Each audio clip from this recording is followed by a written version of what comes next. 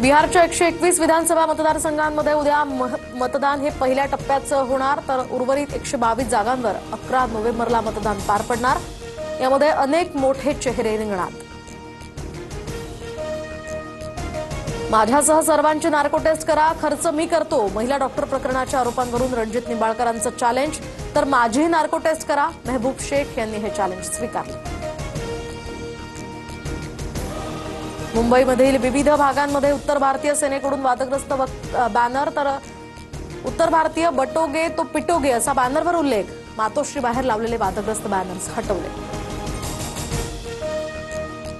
हिंदुत्ववादी कार्यकर्त्यांवर मुरलीधर मोहोळांच्या गुंडांचा हल्ला, रवींद्र धंगेकरांचा नवा आरोप। रफिक शेख नावाच्या गुंडानं पिस्तूल दाखवत हल्ला केल्याचा दावा।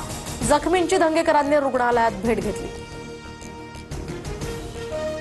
कोथरूडमधले सगळेच धंगेकरांना गुंड वाटतात। मित्राला मारहाण झाली म्हणून मदतीला गेलो होतो, मात्र राजकारणासाठी धंगेकरांकडून माझ्यावर आरोप। रफिक शेखचं स्पष्टीकरण।